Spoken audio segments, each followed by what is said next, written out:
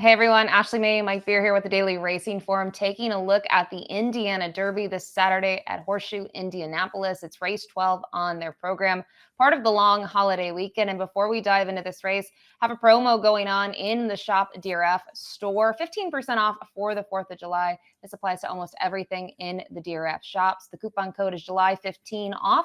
And you can check this out on shop.drf.com. So we mentioned it. It's race 12. It's the Grade 3 Indiana Derby, mile and a 16th on the dirt. It's a field of 9. I thought this was a really good field, Mike. I know sometimes we talk about these races and there's one or two standouts. I don't think it's that easy here. I think the morning line, I pretty much agree with it. And it's kind of all over the place. There's horses that I think even in the 6 to, I don't know, even higher price from there, they make sense in here. I agree. It's not easy. It's not an easy race to get a handle on. At least it wasn't from my perspective. And I get, as far as the morning line goes, I get that it's a well-matched field, Ashley, but, make a decision if you're making the morning line here. 7-2, 4-1, 9-2, 5-1. I don't, you have to make some kind of a stand here. The race is not going to get bet that way. I don't know who's going to be the favorite, but that's not how it's going to get bet.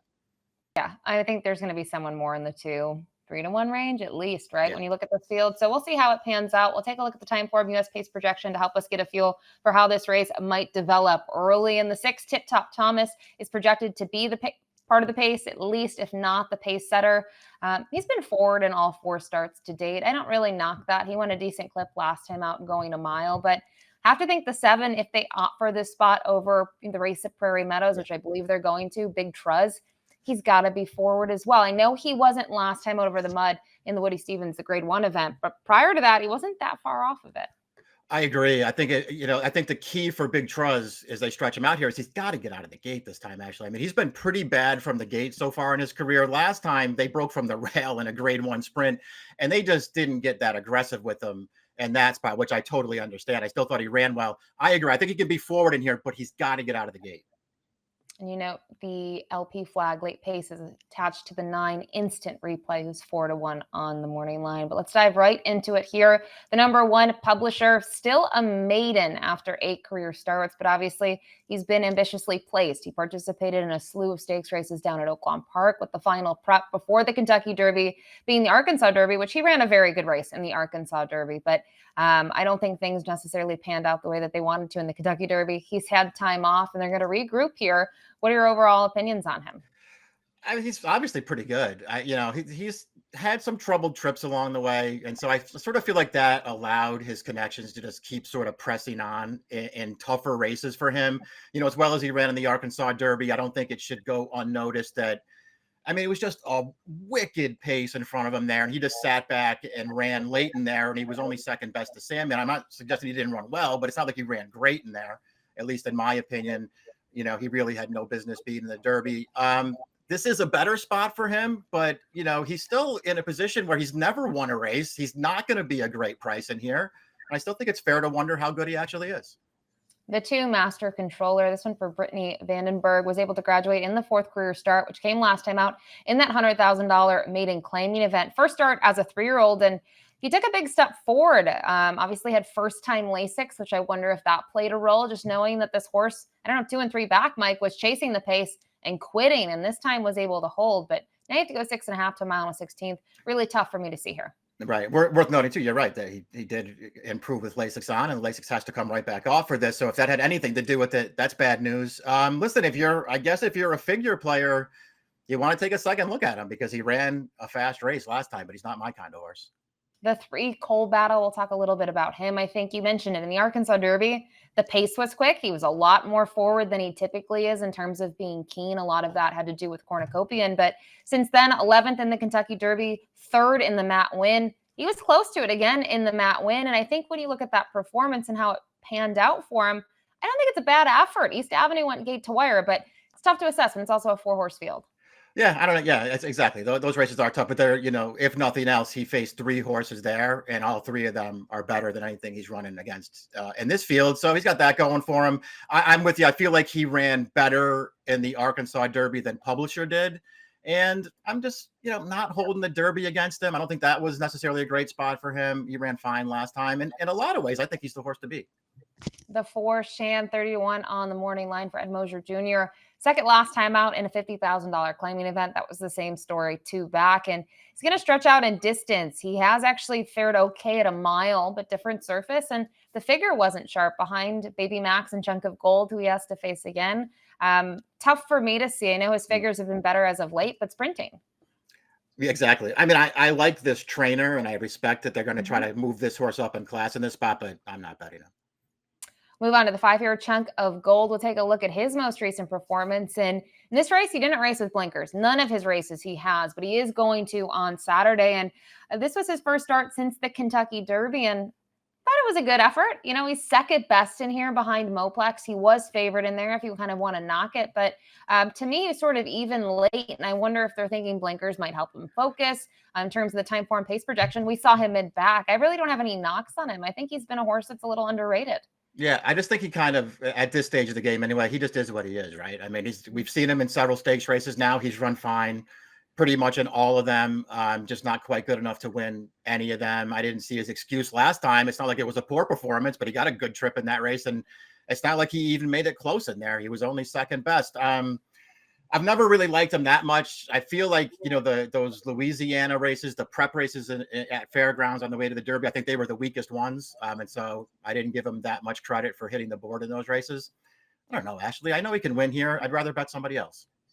The 6 Tip Top Thomas we saw might be the pace setter here in this field. And last time out, went back to a mile. They've sort of flopped him around a little bit. 6 furlongs, a mile, 6 furlongs, a mile. I think the progression, though, that he took from his first start to his second start this year, I thought was huge. I thought he looked very comfortable winning. And now he's going to get tested for class. And I think that's actually a good spot to put him against. I agree. Of all the horses in here, I'm most interested to see what price he lands at post time, because I don't think I would take a short price on him. But if he's one of the horses that sort of doesn't get enough credit, because doesn't have the graded stakes running lines, maybe they'll sort of pass on this horse. I think he's pretty good. And his win last time, I liked it back out to a 1-turn mile. I mean, he did get loose on the lead in there, but I still liked the way that he finished it off at the end. I don't mind them stretching him out a little bit further in distance for this. And I think if he's anywhere near the morning line, he's interesting. He's never been anywhere near 6-1 in his Right. 4 starts. So just something to notice there with the 6 Tip Top Thomas, the 7 Big Trez. We mentioned cross entered at Prairie Meadows. It sounds like now they're going to opt for this spot. He's going to get tested. He's got to stretch out around 2 turns, but based on what we've seen so far, I think he's got a lot of talent. Sure, he hasn't had that progression, Mike, where you're seeing maybe a horse debut at 70 something and jump to 80, but consistently high 80s, low 90 buyers. And I think he's interesting. I mean, pedigree wise, distance shouldn't be an issue. Yeah, he's got enough pedigree to handle at least this distance, I would think. And he's just more than that. He's just a talented horse. You can tell from all 3 of his starts. This horse can run. His debut was really good, even though he was still green. He won that race. He's been, competitive with Patch Adams twice since then. I know Patch Adams might be the best 3-year-old sprinter in the country. So I don't know. There's just a lot to like about this horse stretching on distance. Again, he's been pretty bad from the gate so far, though. So he's got to break cleanly this time. The 8 Brother Kenny here for connections that have decided to move him to dirt. They've done it locally, and he's been 2 for 2 now at Horseshoe Indy. And interesting to see his form. I felt like his speed wasn't holding at Turfway Park, which I felt like depending on the day, sometimes speed was great. Sometimes speed was just not what you wanted to have. And I think maybe he got unlucky there. Not that his races were bad by any means, but they weren't what we've seen in those last 2.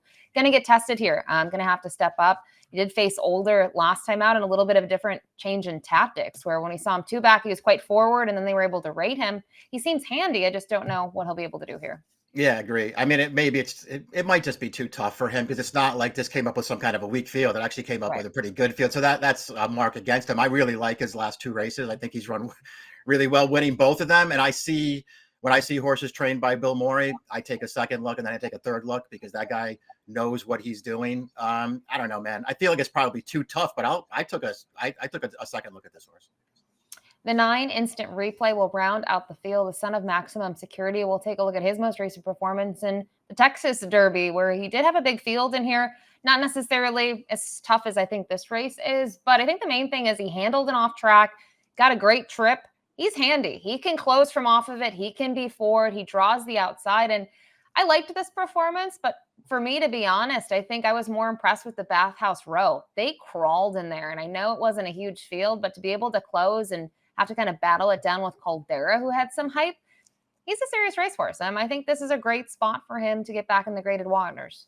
Man, I agree with all that stuff. I mean, he sort of lacked speed there in those first two starts down at Fairgrounds, but that has not been the case recently. This horse, he's been way more tactical in his last two starts. He's really finished well in those races to get the job done.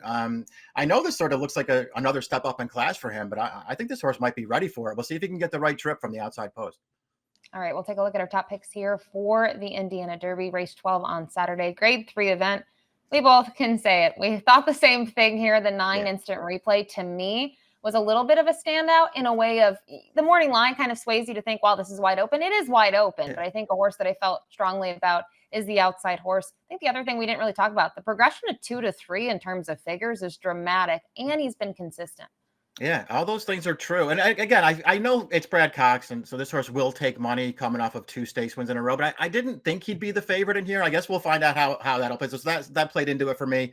I just like this spot for him. I have more questions about some of the other shorter prices than I do about him. So I'm going to take him on top. And I thought Cole Battle was the horse to beat. I put him second. Yeah, I do think he's the horse to beat. He's another one that's handy and has a huge resume behind him. Have to see if he can find the winner's circle for the first time since the Rebel. But similar thought process. The 9 instant replay on top for both of us. 9315 for Mike. 9537 for me. Good luck in the Indiana Derby.